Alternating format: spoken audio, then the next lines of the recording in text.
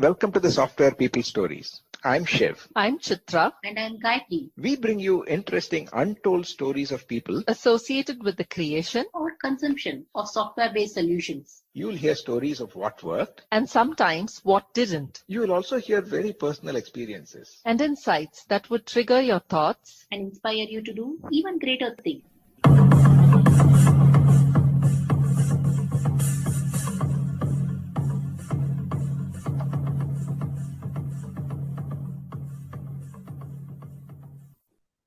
Wish you all a very happy New Year 2024. I'm happy to bring Prema Dhas Mohunraj's journey.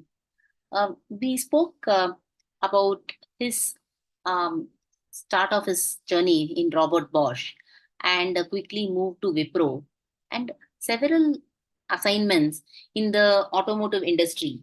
And currently, Prema Dhas is a product lead in the automotive industry in the Detroit area and works for Electrobit.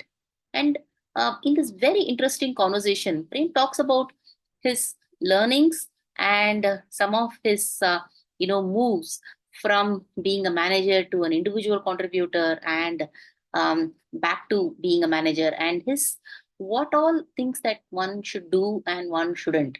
Listen on. Welcome to Software People Stories, Premadhas. So happy to have you here. Oh, I'm excited as well. Nice to see you and talk to you. So, Premadhas, would you like to introduce yourself for our listeners? Okay, it's like a typical first interview question. Yes. Yes. Okay. Yeah. So I've been in the software industry now for about 25 years, I should say. Graduated along with Gayatri Devi, the anchor of this program. We were classmates and batchmates. Graduated out of NITT or REC at that time in 98. Unfortunately, I didn't do any higher studies. I stopped with my undergrad program. I still regret till today that I didn't do any postgraduate or master's program. But yeah, I've been working in the automotive software industry since then. Also, I haven't changed too many companies in this time in my career. So I started my career with Robert Bosch. That was my shortest stint. I quit within 2 years, and then I moved to Wipro. I stayed for long, 14 years. And then I moved to a company called Electrobit. It's a continental group of companies now. So it's a German-based company, and I'm there for the last 8 years now. So that's briefly been my journey. Perfect. I have a bunch of questions, Prema, so I'm going to ask you. Some of them may not be very comfortable, but please, it would be great for our listeners to understand your career journey. You mentioned 2 years being your shortest. These days, I see quite a few people quitting even after 2 months, after a month and a half.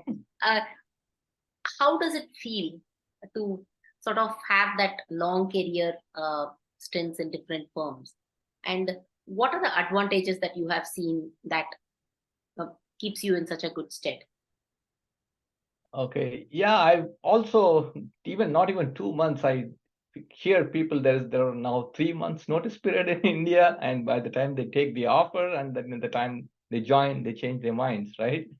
So yeah, completely people are impatient, I would say. But sometimes I feel staying too long is also not good, but I would say anywhere between 5 to 7 years in a company is good. And then, understand the different ways the company work, and then you could also grow within the same company. There are a lot of opportunities.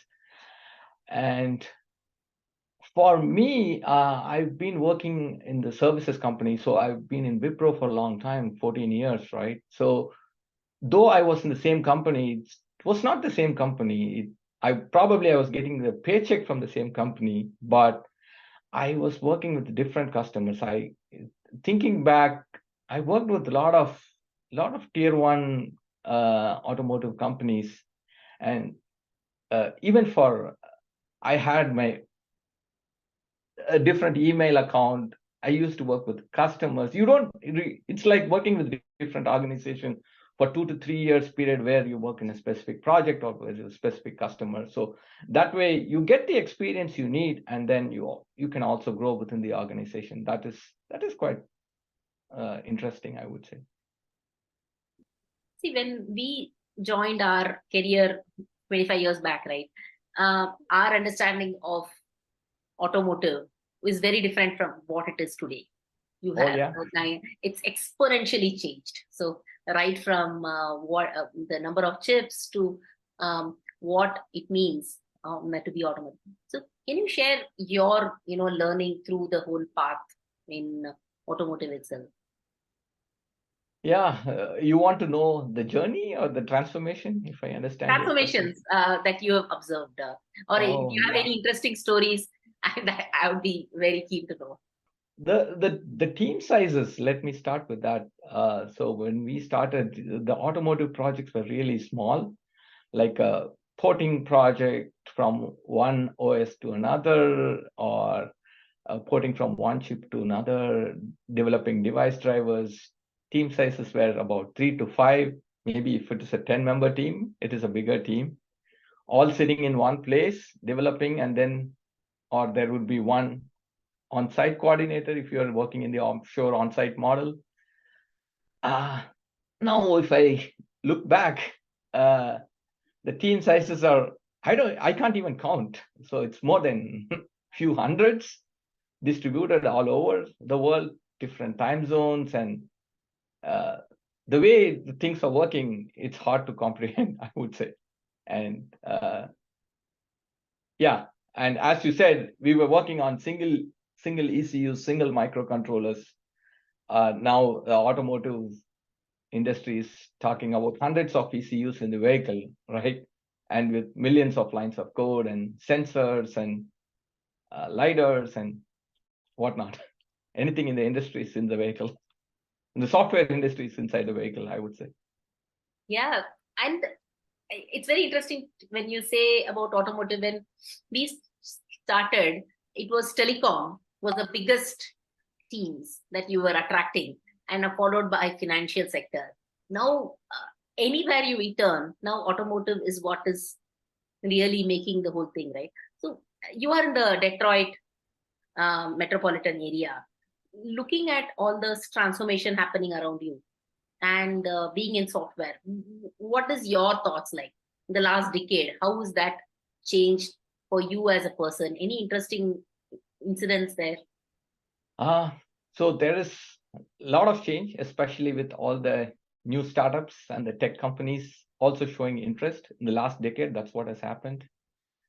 Amazon or Google or even the tech companies, they're showing interest in the automotive area.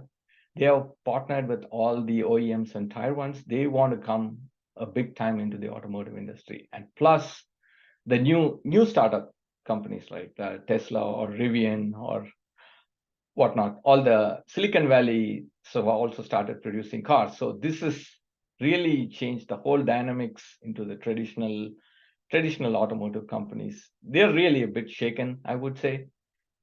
They used to have really long-term developments. Typically, an automotive software development goes through for 3 years.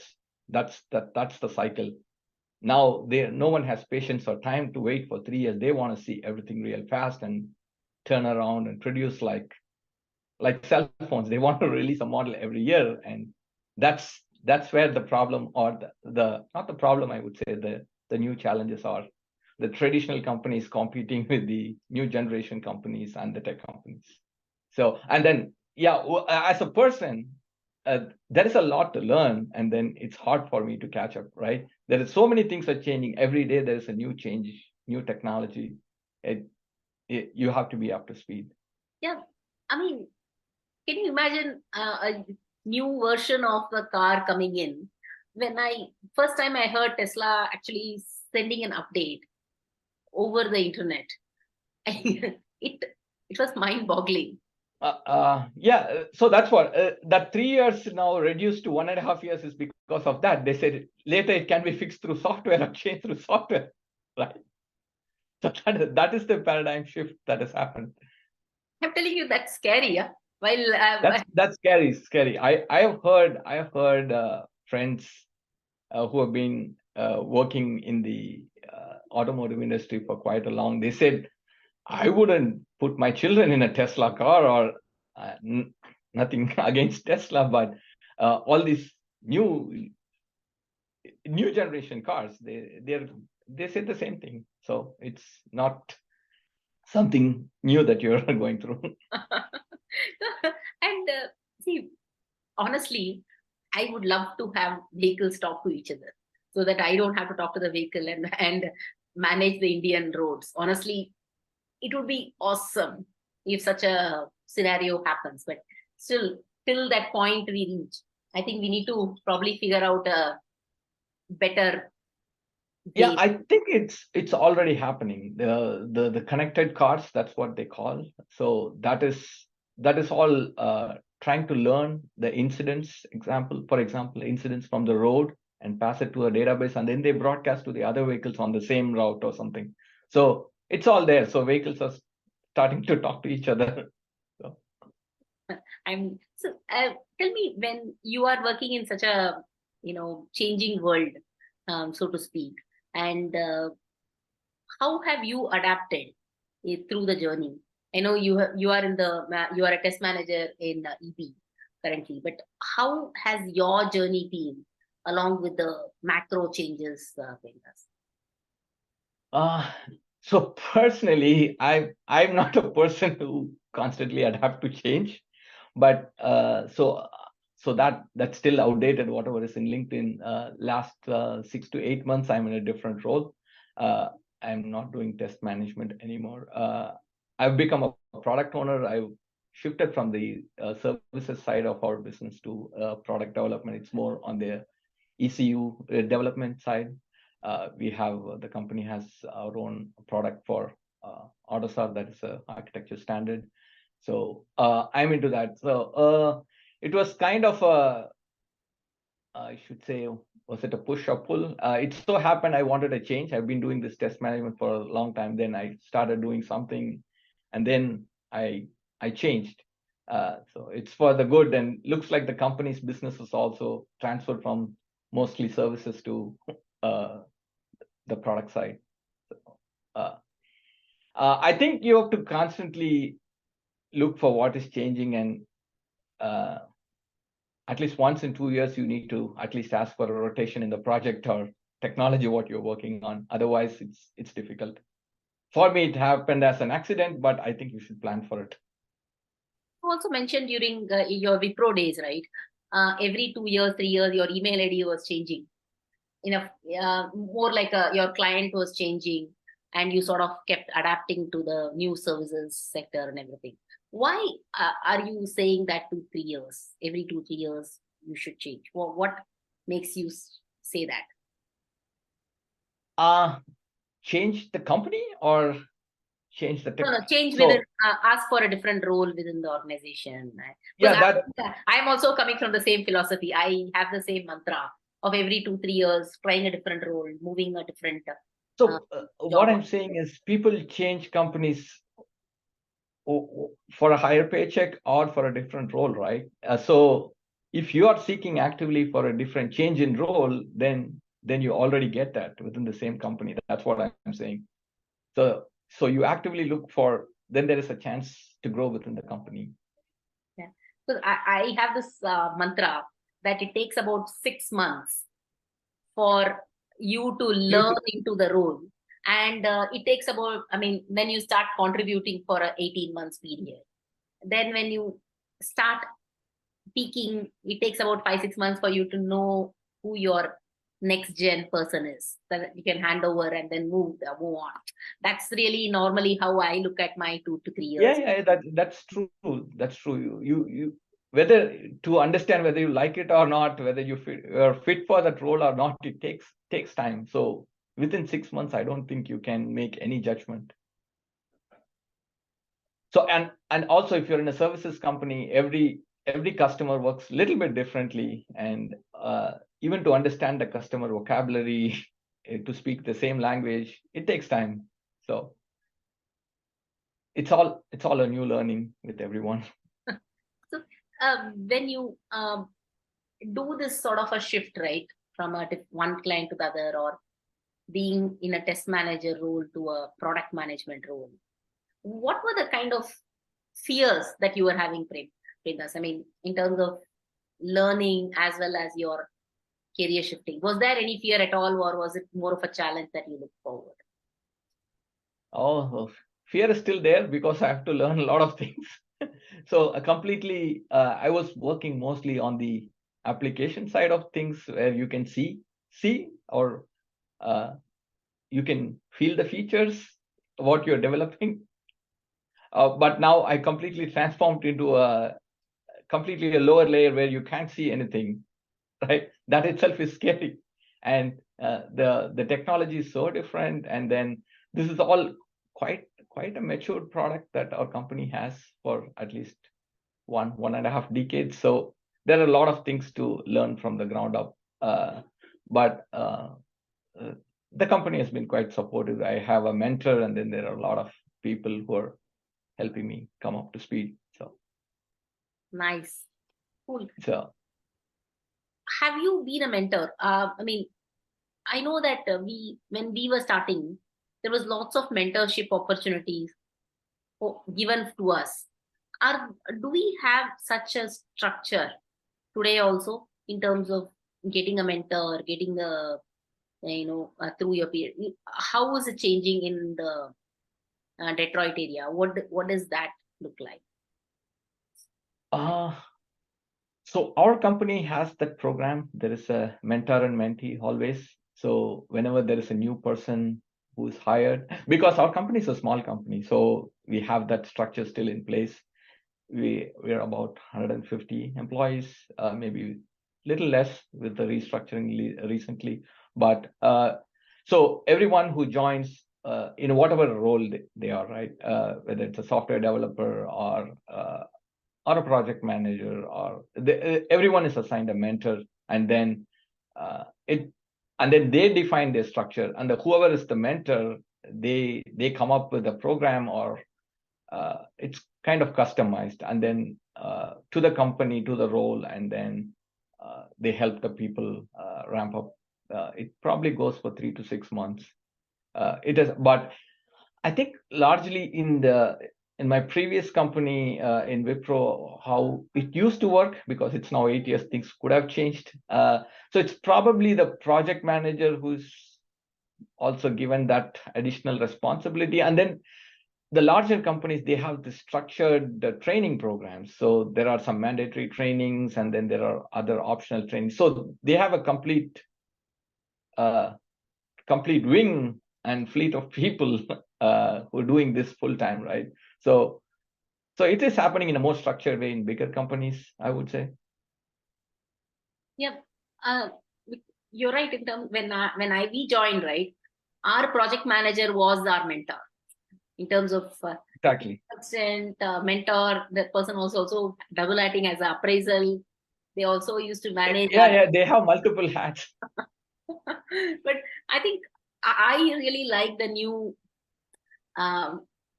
avatar of having a mentor who's outside of your project. And exactly. Yeah. At least for me, I had an opportunity there were a group of people who were as mentors.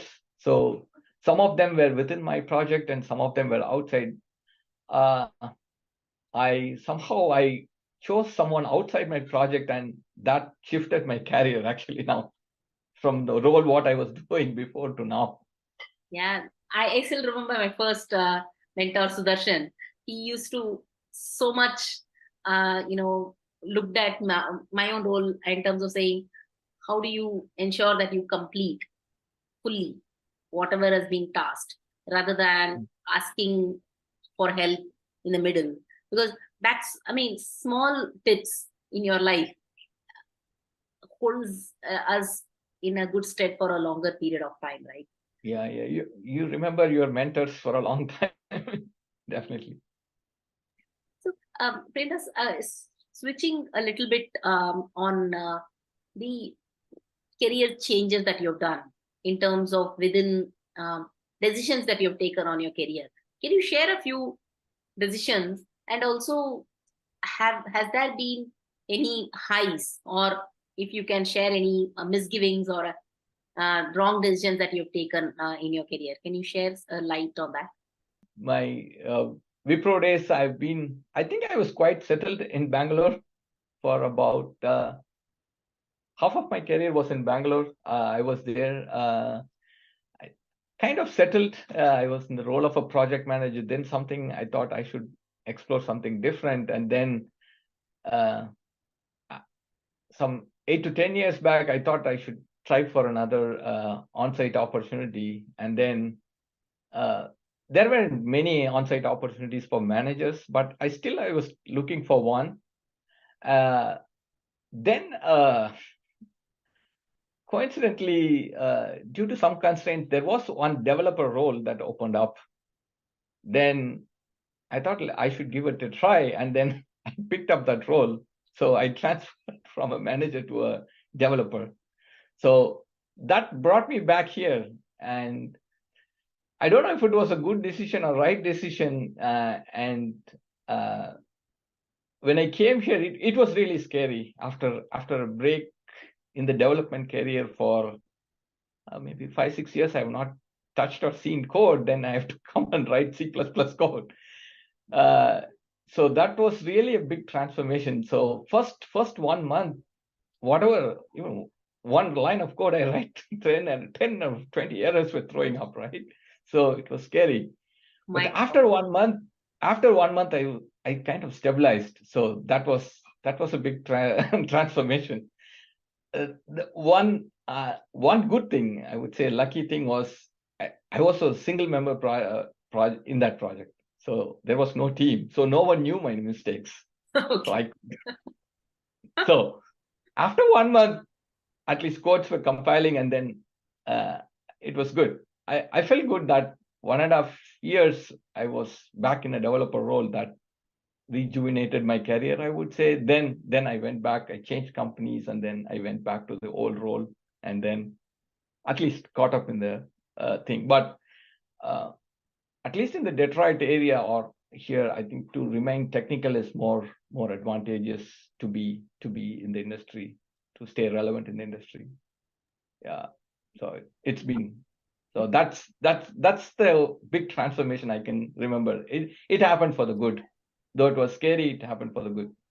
So this is what you, if 7-8 years into the career, you did this sudden, move. How long Yes. did you do this? Was it? Which one? This Transformation of from a project manager to become a individual contributor. I did for 2 years, almost 2 years. Wow. I did for 2 years, and then I changed company. That's amazing. What made you propel you to do that? I think I'm more interested in knowing what was that inflection point. You would have heard a great conversation around Prem's trial and on becoming a software developer back into developing C++ code. Please log on to the next episode to share some of his even more interesting decisions around software configuration management.